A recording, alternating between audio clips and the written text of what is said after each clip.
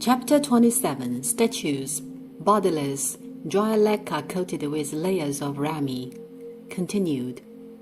In previous chapter, we introduced the classification and crafting of Buddha statues of the first section. The first section of statues featuring the Tibetan Buddhism are the statues of Dharma guardians. There are Dharma guardians in Han Chinese as well, but in simple forms. For example, the four guardian kings that we see when we enter the hall of Deva kings. The Dharma guardian system of Tibetan Buddhism is extremely complicated. I have introduced the origination of the guardian of the Dharma in my course section of Tibetan history of Buddhism. When Buddhism entered the Tibet the second time, Master Padmasambhava built the Dharma guardian system of Tibetan Buddhism in order to introduce the Buddhism to Tibet. The earliest absorbed guardian deity of local Tibet is the Bon deity system. The Dharma guardian system of the Tibetan Buddhism derives from two main systems. One is from the ancient India, for example, Mahakala, the great black devil, Yamantaka, the destroyer of death, Lakshmi, the glorious goddess, Vajravana, god of wealth. These four guardian deities are all from the ancient India. The other one is from local Tibet. For example, Ahau Gayapo, Damchen, Dorje Lekpa, which are the guardians of Dharma of local Tibet. The Tibetan Buddhism believes that these whoever advocates Buddha Dharma would be identified as the protectors of the Buddha Dharma. Given this situation, say that you are advocating and supporting Buddha Dharma, then you are the guardian of Buddha Dharma. Thus, the Dharma guardians can be divided into two categories accordingly. One is mundane and the other is the supramundane protectors. Meaning some deities are the worldly protectors while some are protectors of the spiritual world. This is the 6 sections of the statues of Buddha. 3 sections in exoteric school, 3 additional sections in esoteric school. Among the 6 sections in esoteric schools, there are 4 ones featuring tundra of Tibet. Upon the completion of the interpretation of the Buddhist statues, let's turn back to the topic of the process and the crafting of the 18 arahats. Usually there are 4 ways to make Buddha statues, which are bronze sculpture, clay sculpture, wood sculpture, and stone sculpture, which correspond to bronze Buddha statue, clay Buddha statue, wood Buddha statue, and stone Buddha statue. Surprisingly, the 18 arahat statues are very distinctive. They don't belong to any of these 4 ways of sculpture. Instead, they belong to a method called rami yarn sculpture.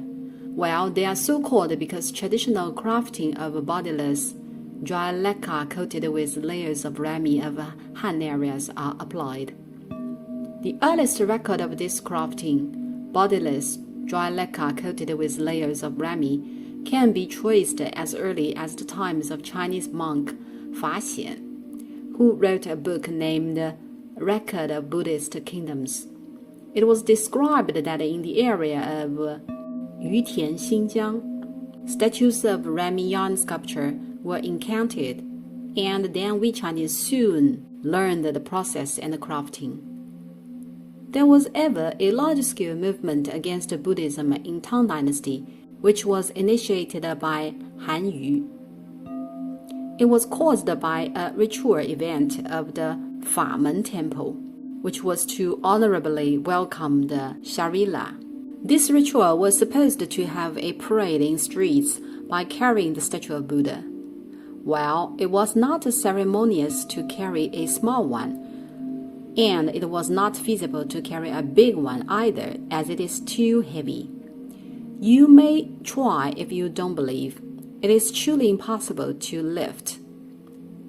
Consequently, the optimized plan was to carry a statue of rami yarn sculpture for the ritual on welcoming the Sharia.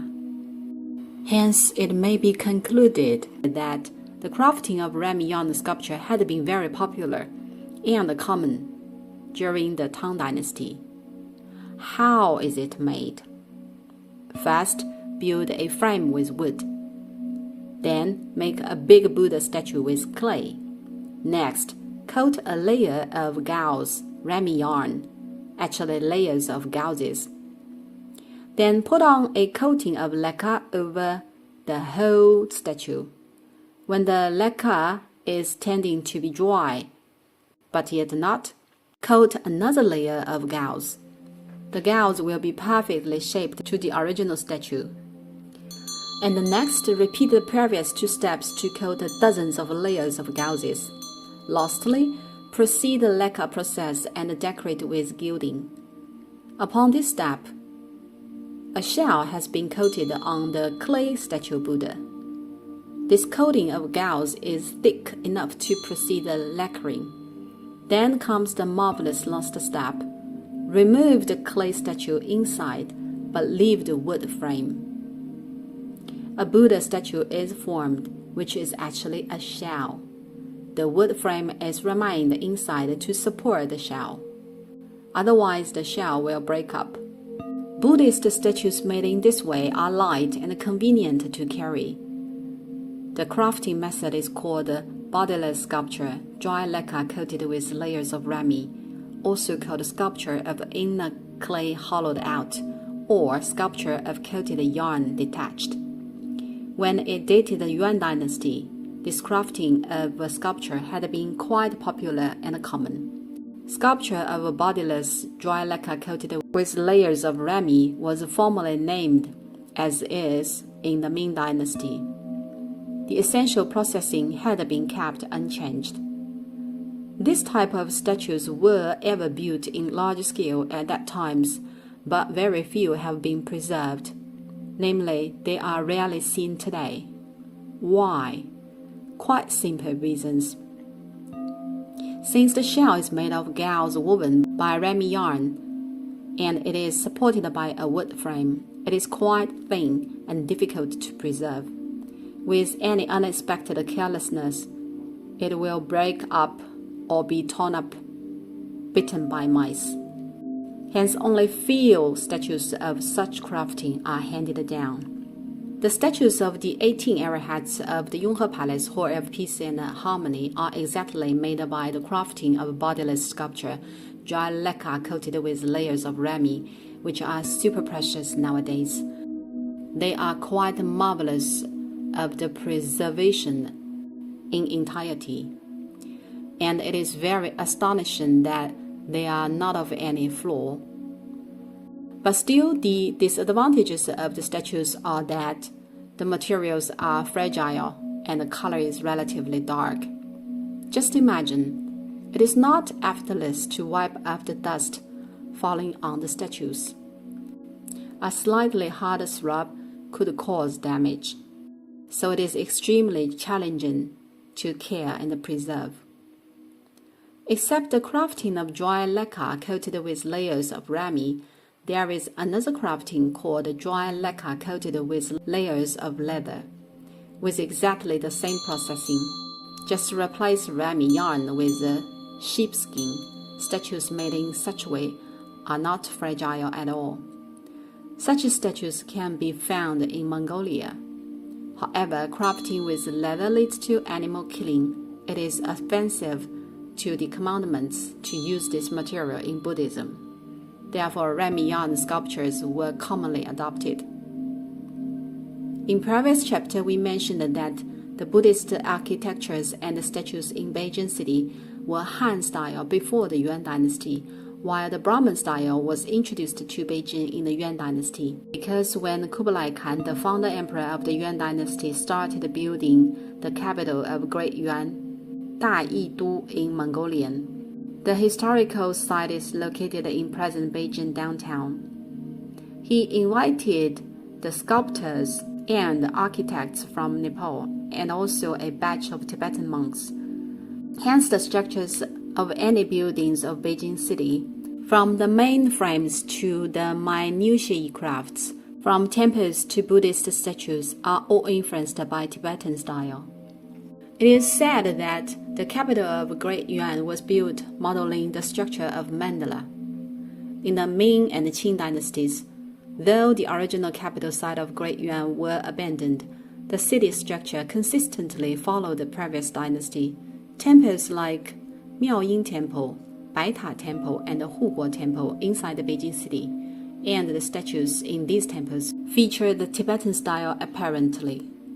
After the Ming dynasty replaced the Yuan dynasty, as statues of a Brahmin style faded, the Han Chinese style returned. The statues of the 18 arahats we see presently are of Han Chinese style. Furthermore, Buddhist statues crafting stepped into the tendency of secularization. Since the Ming dynasty, Buddhist faith was all-pervading. In order to adapt to the marketing and the demand of ordinary people, no complex or fine crafting process was pursued anymore on statue sculpture. Instead, the decorative effect was the main goal. As a result, since the Yuan dynasty, seldom have large-sized Buddhist statues been newly built. Buddhist grotto sculptures had been quite prosperous in the past, and huge Buddhist statues of wooden sculptures were very common in the Song dynasty. Since the Ming dynasty, large-sized Buddhist statues had been almost extinct. Instead, small statues arose swiftly. The 18 arahats collection we see present are relatively of big size. The majority ones we see nowadays are of small size with varieties of materials and craftings. Since the Ming dynasty, the crafting and sculpture level of Buddhist statues started declining. What represents the highest level of Buddhist statue sculpture? The Fahai Temple in Beijing does. It is the last glory of Buddhist statues of Han style.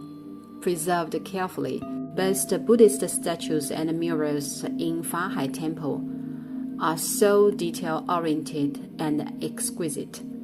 Visitors could be lost in wonder upon seeing them. Upon the union of the Qing dynasty, Buddhist statues of Han style were further faded, and the high-quality ones are of Brahmin style, Tibetan style. But still, the whole temperament of the Buddhist statues of Tibetan style is inferior to the Ming dynasties, though the crafting process is finer. Then what caused the temperament declining? Different from the Han style, statues of Tibetan style are not allowed any artistic creation or development, while the ones of Han style are. There are 3 professional sutras on Buddhist statues of Tibetan style, so all the statues must exactly obey the specification of Sutra of Measurements for the construction of statues, which precisely indicates the size and the ratio with specific graphic. You have to follow these metrics to make statues. Therefore, even with finer crafting, the overall temperament and the sense of wholeness tend to be obstinate and rigid. While arising from the Ming dynasty, bad social manner formed quickly in the Qing dynasty, which was the religious pragmatism. What's the definition of religious pragmatism? Instead of exquisite and lifelikeness, statues' construction aimed at the superficial form and shape. Since the Sutra of Measurements for the construction of statues was the only and standard, you should exactly, indiscriminately imitate as the metrics indicate. Given this limitation, expression and vividness, which should be transformed by statues crafting, were gradually getting bad. And there had been a bad trend, which was to seek quantity rather than quality, which is to say that the more statues, the better. The phenomenon happened to the tankas as well. Enormous numbers of tankas of 1,000 Buddhas sprang up. 1,000 Buddhas tanka refers to a tanka painted with hundreds of Buddhas. Therefore, since the Qing dynasty, there were lots of Buddha images, like the 500 arahats, the 20 devas, the 8 great bodhisattvas in temples. This kind of paintings were available in the Yonghe Palace as well. More examples like the 12 great bodhisattvas and the whole of the 12 great bodhisattvas, etc. It was ever considered to be good as long as the quantity of Buddha was big. The more, the better. Putting aside the pragmatism, mercantilism participated and interfered crafting process of Buddhist statues. What did it mean? Previously, making bronze sculptures or stone carving would not care about labor and money. Namely, it might take whatever it took. However, since the Ming and Qing dynasties, clay sculptures became the main form, to which wooden sculptures were secondary, though wooden ones were decreasing.